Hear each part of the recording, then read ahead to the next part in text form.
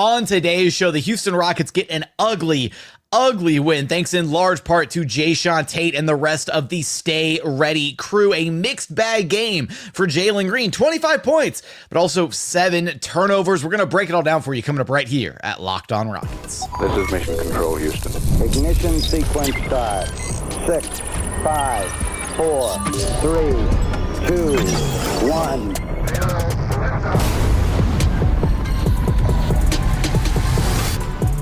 What's up and welcome to another edition of Locked On Rockets, your daily podcast home for everything Houston Rockets basketball. As always, I'm your host, Jackson Gatlin, native Houstonian and credentialed media member. I'm also the host of Locked On NBA Thursdays. Be sure to follow along wherever you listen to your podcasts or on YouTube. Just search Locked On Rockets, where the best way you can help us grow our show is to listen every single day on a podcast platform of your choosing. Like and subscribe on YouTube. Drop us a comment while you're there. Just do a drive-by, say go Rockets. The comments help us out a ton. Also subscribe to the daily Locked On Rockets newsletter.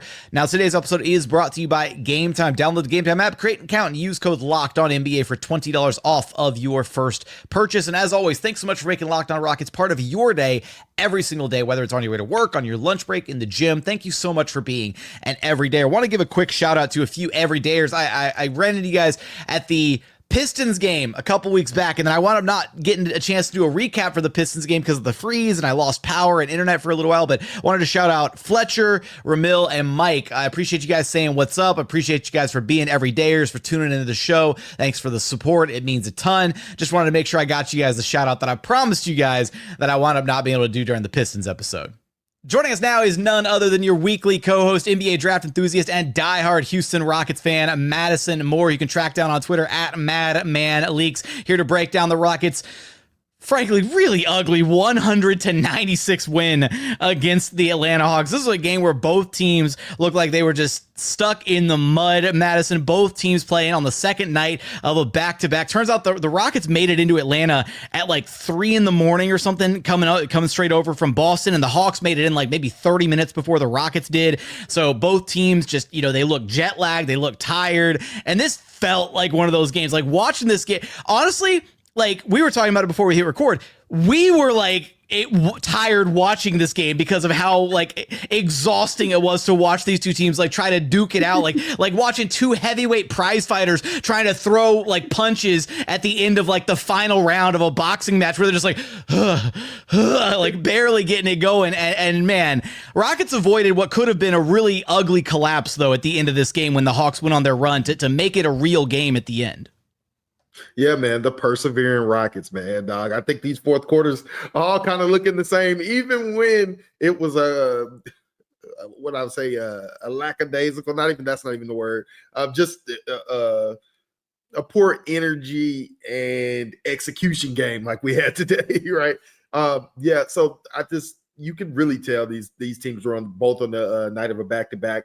And that's how I typically prefer it, because I think it's even, when those scenarios happen. But man, do you forget how sloppy and ugly of a game that you can get from having two teams who just aren't very sharp at all. And it really just resulted in a ton of turnovers from both teams. And I think that was kind of the storyline in which made this game so herky-jerky all the way through.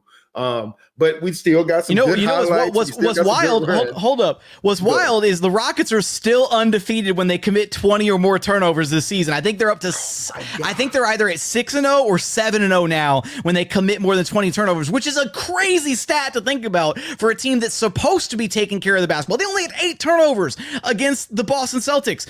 And in this game, 21 turnovers. Now, the good news is they turned the ball over 21 times. The Hawks only scored 14 points off those turnovers, though, because, again, Atlanta looked like they were just dead legs, exhausted as well. Yeah, man. And Atlanta also chipped in 18 turnovers. Oh, I'm sorry. That was fouls. 16 turnovers as well. And I wonder, with that weird stat of how we win, I wonder how many turnovers we force in those games too. And I just feel like Rockets do this thing where they make you play their ugly style of ball no matter which way it is. And if it's a high turnover game, they're probably forcing a lot too. And it's just up and down and you guys are tired. But man, yeah, it was a lot of guys jet lagged tonight. A lot of guys with some broken handles tonight.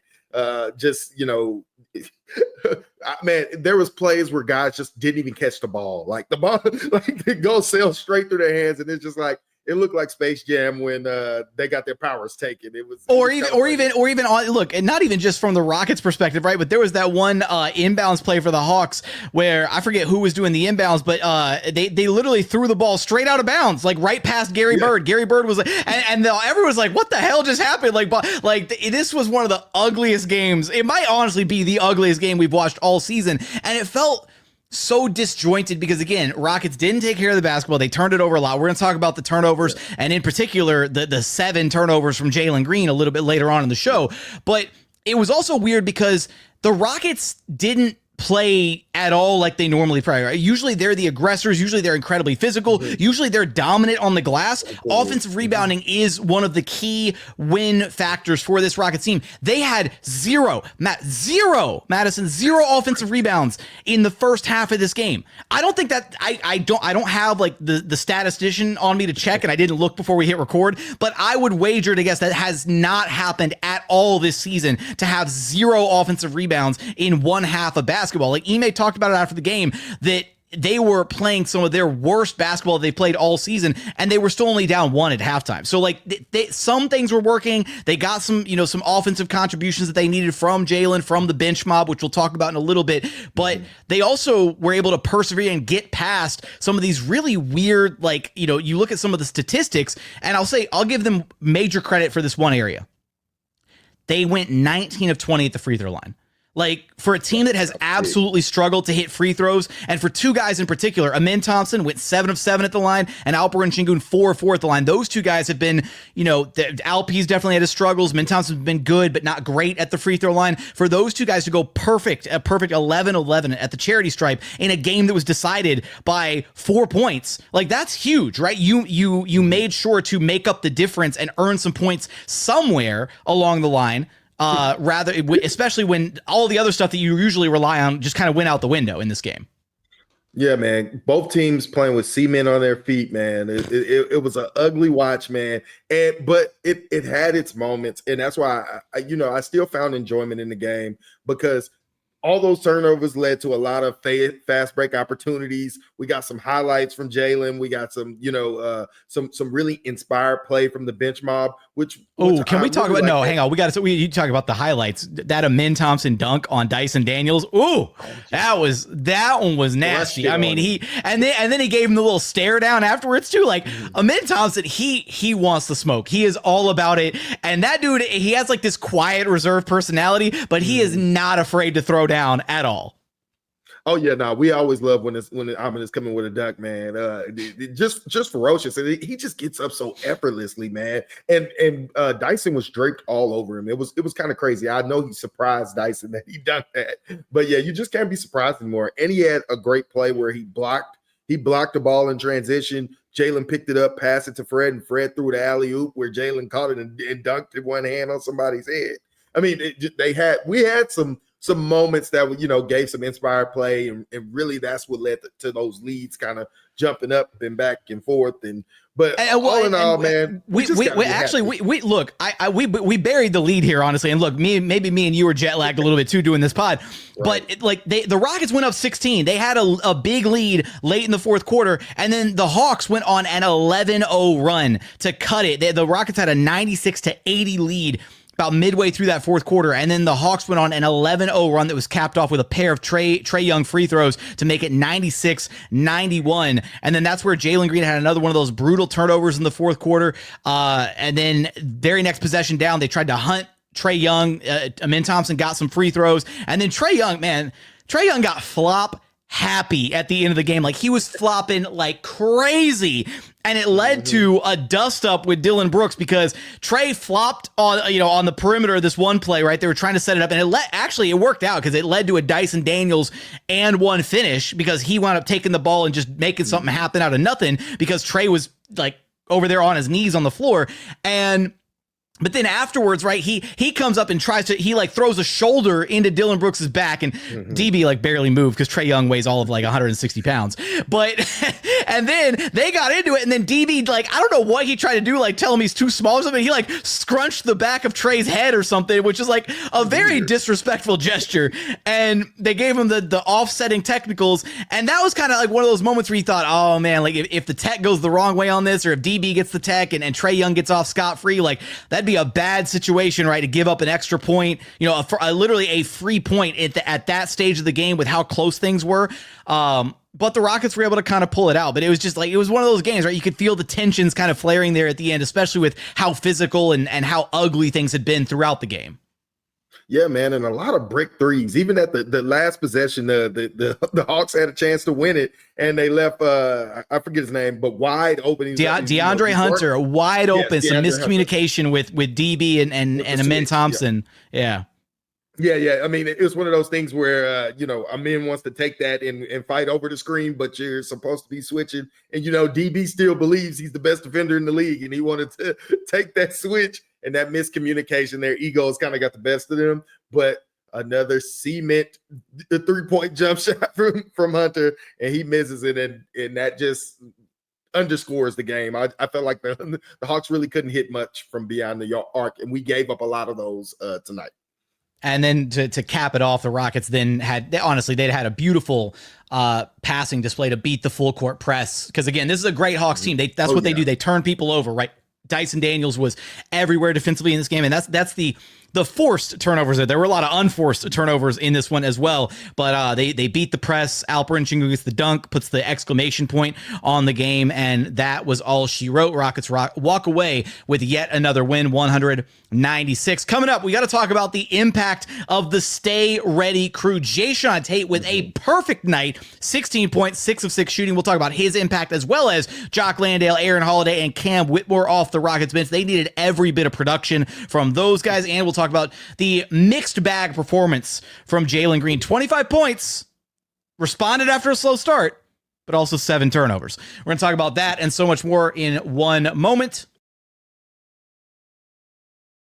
First, today's episode is brought to you by Game Time. Look, attending playoff games is truly an unforgettable experience that brings fans together. I still remember every single memory to this day of attending Rockets playoff games back during the James Harden era. All the series wins, the upsets, the come from behind victories, watching James Harden go toe-to-toe with Kevin Durant and Steph Curry, the Golden State Warriors at their peak. The excitement, the energy of a playoff atmosphere is truly a once-in-a-lifetime experience. And Game Time has a new feature called Game Time Picks that makes getting tickets for events like the playoffs even easier. It filters out the fluff to only show you incredible deals on great seats, so you don't have to waste time searching through thousands of different ticketing offers. I was using Game Time recently to look for some Rockets tickets for a little bit later on this season. When you're looking through the deals, it's so simple. You can find great value for all kinds of seats. The Super Deal was really impressive, offering the best value for Rockets games that I could find on really any ticketing marketplace. The app's features,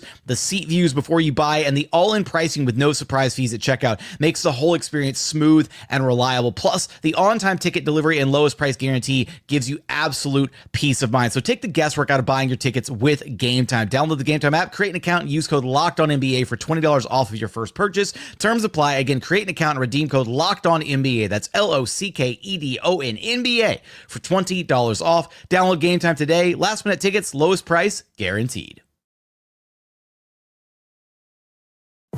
And continuing on here at Locked On Rockets, your daily podcast home for everything Houston Rockets basketball. All right, Madison, one of the big reasons the Rockets were able to actually secure this win was, and this is a testament to this team's depth, right, is when you've got guys that you can rely on a night where, look, second night of a back-to-back, no Steven Adams, no Tari Eason playing in this one. Both of them, out on the second night of back-to-backs due to, injury, maintenance, rehab, all that stuff. So you didn't get either your usual rotation guys in this one. And even on the Hawks side of things, right? Like they were missing a bunch of key contributors up and down their roster. They had, what was it? No Reese Shea, no Jalen Johnson, no Bogdanovich, no Clint Capella. They were missing 4 of their key guys as well. So neither of these teams at 100%. But we've seen this as a recurring theme throughout this season. They have the Stay Ready crew, and the guys on that Stay Ready crew, right? Jae'Sean Tate, Jock Landale, Aaron Holiday, guys that are not usually I guess Aaron Holiday is maybe a little bit of a tweener because he's kind of been part of the rotation a little bit more, but mainly like guys like Tate and Landale, whose numbers get called next man up mentality kind of thing when the other guys are out due to injury maintenance or what have you. And they showed out in a big way in this game. Tate was perfect, 16 points, 6 of 6 from the floor, tied the team with a plus minus 15, tied with Jock Landale, also plus 15 in this game. Jock brought some energy at that 5 spot, 4.6 rebounds, 2 assists. Aaron Holiday was really stellar in his minutes, 8 points, 4 assists. And then Cam Whitmore, not necessarily a part of the Stay Ready crew, but he was back in the lineup after missing last game due to the illness. He only had 2 points, which isn't like his usual bucket-filling self, but he also had 6 rebounds, had an assist, had a steal, and he broke up like a lot of different, like he was really active defensively. It felt like contesting a lot of things in and around the rim, kind of broke up, played the passing lanes a little bit, got some deflections here and there that didn't quite like result in like steals outright, but just some good high quality defense from Cam Whitmore in this game. Yeah, like we said, this was a game of runs. And so anybody who brought any type of energy and effort in this type of game really won out. And we have some energetic bench mob players. Like you said, Cam, with the deflections, there was one play where he broke up, I don't know if it was a lob at the end, but it looked like an easy 2 from one of the sloppy plays the Rockets had. And he broke that up and we almost got the ball back from that. But just incredible energy, even though he didn't put the ball in the hoop a lot. I mean, the guy coming back from being sick, we know he's been under the weather, to come out and give us some energy defensively. We really needed that. But like you said, Jae'Sean Tate, man. Jae'Sean Tate continues to stay ready. This is the one guy on the court that did not have cement on his feet, and you could tell he was just moving at a higher gear. He's cutting. He's in the right place at the right time. He's getting rebounds. He got 4 steals and then 6 of 6. He got to the line for 5 free throws. I mean, this guy, and you know what Jae'Sean Tate is going to give you. It's just activity. He got 16 hustle points. You know what I mean? Like, and so, and the Rockets really needed that energy injection. As you can tell, he was the highest plus minus plus 15. And we needed every bit of that. We barely won this game. And it's good to have, like, for our guys to be coming off a back-to-back with such a huge game, a really taxing, mentally taxing game. Guys played big minutes last night. For Jae'Sean Tate to come in and put in 25 minutes tonight, 25 highly productive minutes. It's why you have these guys at the end of your bench for when you're shorthanded, when you're on back-to-backs. You have a guy who can bring this injection of energy. And I think he probably was, if not the best, one of the best players on the floor tonight. And we love to see it from Jae'Sean. I have to shout him out. Absolutely. Look, I mean, even though Jalen led the way with 25 and you look at Alp's stat line and he had a big response after getting yanked early in the third quarter. I want to talk about that here in just a moment before we get to the Jalen stuff. But I can't call this a scorching hot take, but I have like what I think might be like a mildly warm take about Jae'Sean Tate. Are you ready? Yeah, I'm ready. I want to hear this. I don't think they should trade him. Like, I don't care if you can get value back for him. I don't think, but here's the thing is he's an expiring contract, right? And I've been looking at him and Adams and Jeff Green is like, okay, what do you do with these expiring contracts? I think Tate is the kind of guy you keep long-term. I think he's the kind of guy that at the end of the season, you're going to be able to retain, like Jae'Sean Tate's not a threat to go sign with another organization. Like there's not going to be another team out there that wants to pay Jae'Sean Tate $8, $10, $12 million a year to come be a core 6, 7, 8 rotation guy for them. Probably not. Maybe I'm mistaken here, but I also feel like he's probably really happy with this role in Houston. He's literally the OG, right? He's been here through the Stephen Silas era. He's the longest tenured Rocket. And I'm sure that if the Rockets were able to, come to agreeable terms on like a 4-year, $20 million, $24 million something contract like that was, relatively team friendly. He's the exact type of like kind of injury insurance depth piece that you love to have on a roster. How many times this season has Jae'Sean Tate been able to step up in games just like this, either second night of a back-to-back or guys missing time due to injury and made an actual impact? I said so many, dude, years ago when neck deep in the Stephen Silas era, I remember thinking to myself, man, I would love to see Jae'Sean Tate play on a competitive, good basketball team because he makes winning plays. Jae'Sean Tate is absolutely a winning player. He's not without his shortcomings. Still can't shoot the basketball consistently, and he fouls way too much. He's a little over-aggressive defensively. And he's over-aggressive a lot defensively. He racks up fouls like it's nobody's business. But I think he's absolutely the kind of guy that you'd love to keep long-term, assuming you can keep him on a relatively team-friendly deal, which I think all things considered, there's not going to be like a ton of suitors lining up to either trade for Jae'Sean Tate or sign him this offseason, right? He's not the kind of guy that you commit a lot of money to. Rockets should be able to keep him on a relatively team-friendly deal. And so at this point, I'm not saying like Jae'Sean Tate's like untradeable or, whatever. If the right deal comes along, you got to make the salary match, then you make the salary match. But if they can hold on to him long-term, I think you go ahead and do it. Don't just offload him for like a couple seconds or something like that. He has a tremendous amount of value in situations just like this one. And that's the point that I wanted to bring up. So I don't know if that's like mildly hot take or what, but I just wanted to like highlight that here. Cause look, we got some vintage Jae'Sean Tate in this game, man. It was a throwback to his rookie season playing for Steven Silas when we thought the Rockets had like the next great point forward on their hands. Yeah, man. I agree with you, man. I think we should keep him. And I think Stone is, creative enough with contracts where he could give him a little bit of extra with having a team option, for several years down the line to keep his flexibility alive, but keep him away from other teams and at the end of the bench or as a depth, stay ready crew, because he's so good at that option. And, God forbid there's injuries in the playoffs.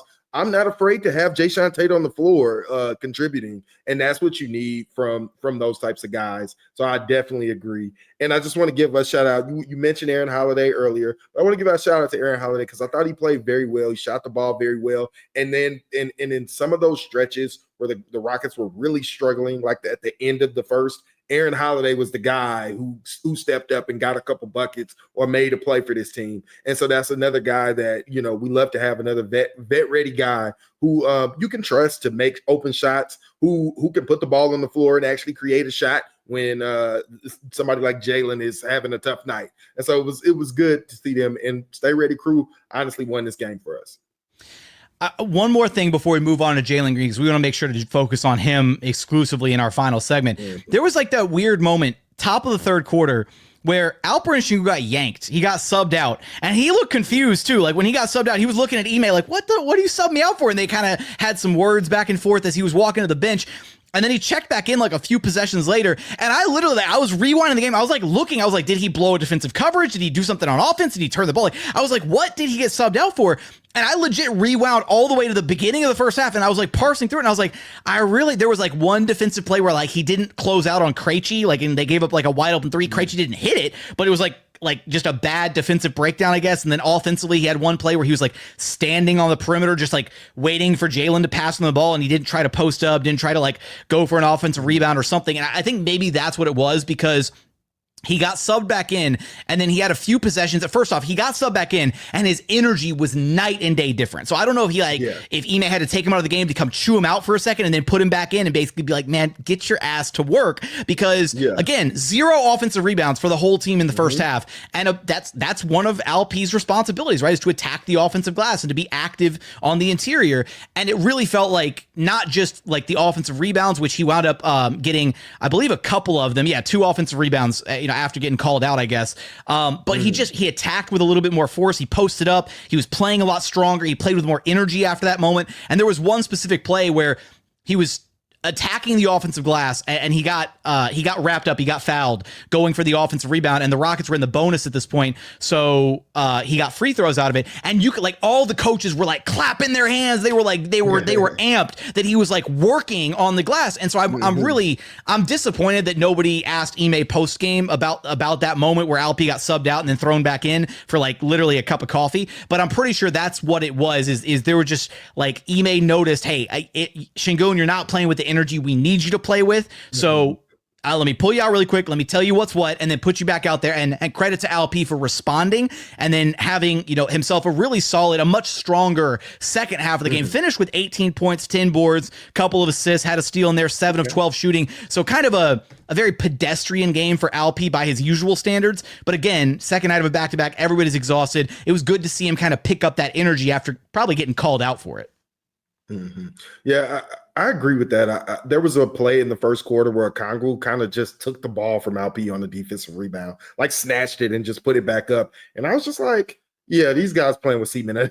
Like Alp not banging like we know he can bang. And that's just a part of being young as well and being consistent, not just semen on your feet. But there's been times throughout the season where Alp's effectiveness as an offensive rebounder, because when he's engaged, he really moves guys. You know what I mean? And we like to see him in the mix. And I'm glad if I didn't recognize that, but I'm glad if MA pulled him aside and woke him up, because I did think he was much stronger in the boards and in the middle in that second half.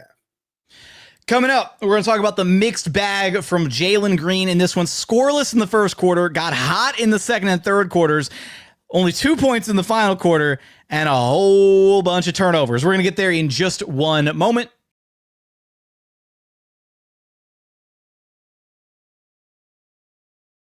And final segment here at Locked On Rockets, your daily podcast, home for everything Houston Rockets basketball. All right, Madison.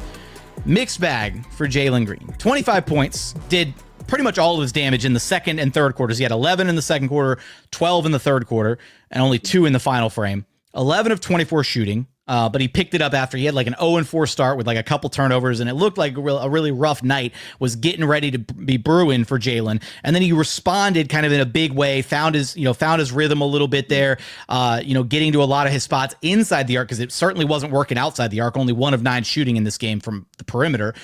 He did have 7 rebounds, so like it was good to see him getting some rebounds, getting out in transition, running a little bit, couple steals. He had some good defensive plays. This is quite literally maybe the most mixed bag game ever for Jalen Green, because you have he scored, he got 25, but not great efficiency. He was great inside the arc, but terrible outside the arc. He had the 7 turnovers, but he also had 7 rebounds. He had 0 assists. Like, this is really like a roller coaster kind of game for Jalen Green. Yeah, man. Honestly, Jalen, dog, I will say this about this game. After the first quarter, we really thought we've seen this story before. And I thought Jalen worked very hard to stay engaged, to stay active, to be aggressive throughout the game. Now that bit him in the butt a lot of times, especially in the turnovers. He found himself dribbling into spots, into trouble, and making errant passes when he got into trouble, getting sealed off, attacking at wrong times. But it didn't deter him. He continued to put pressure on the paint. When his jump shot wasn't going in the first quarter, he missed all those middies, those good shot middies. I thought they were pretty good, and a couple open threes. But he decided, hey, we're going to get downhill in the second quarter. And once he got downhill a couple times, he hit a couple threes, right? Or it was like a 3 and a long 2. And then his game began to open up as Jalen can, when he gets active. And he followed that up with a very strong third quarter, where I felt like he really carried the Rockets as they were struggling throughout this game at certain stretches. And so it was really good to see Jalen do that. And by the end of the third quarter, Jalen was clearly having the best game out of all the Rockets. And so when it was time to put this game away, when the Hawks were making their run, the bag came out with Jalen Green. And to me, it was the turnovers, of course. I think he had 3 or 4 in the fourth.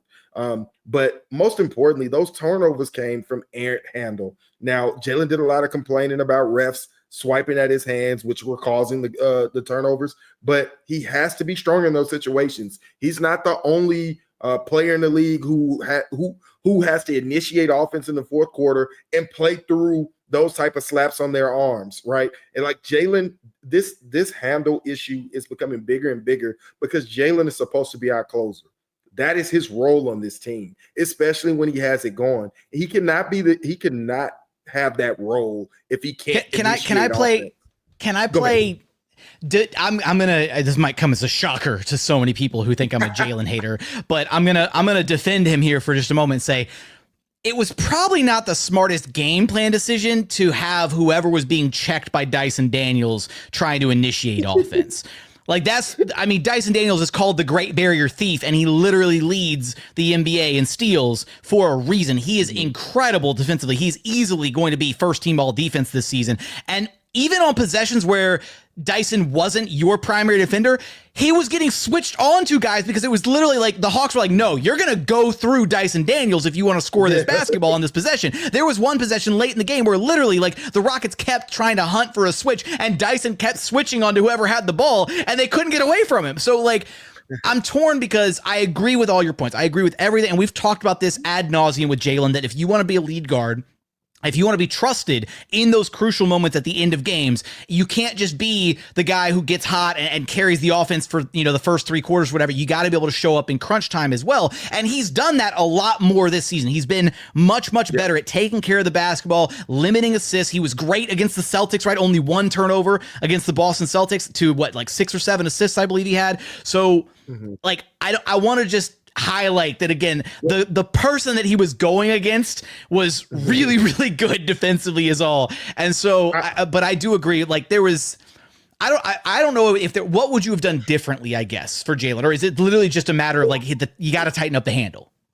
It's a matter of you got to tighten up the handle. Jalen's not even getting into his rep.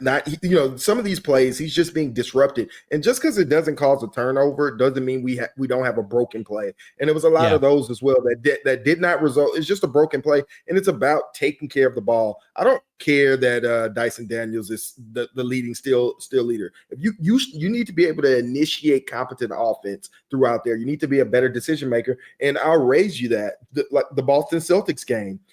Jalen was having another great game in the Boston Celtics game. This wasn't the Boston Celtics game, the Cavaliers game, right? He was having another great game in the Cavs game, and during the fourth quarter, they wanted to give Jalen the ball to close it out. And Donovan Mitchell went and attacked Jalen's handle, and it didn't result in turnovers, but it resulted in a broken play. The ball, skidded off, and Fred had to come pick it up, and then he's relegated to the sideline, no longer initiating offense because he can no longer dribble, and then you don't get a good performance out of him in the fourth quarter. We had to leave it up to Sengun, and Amon became the star of that game. The same thing happened when in Boston, though. Even though he wasn't having a good game, they went to him in the fourth quarter to see what he can give, and Jaylen Brown just would not give him any space. He doesn't handle ball pressure well at all. And he needs to be able to handle ball pressure.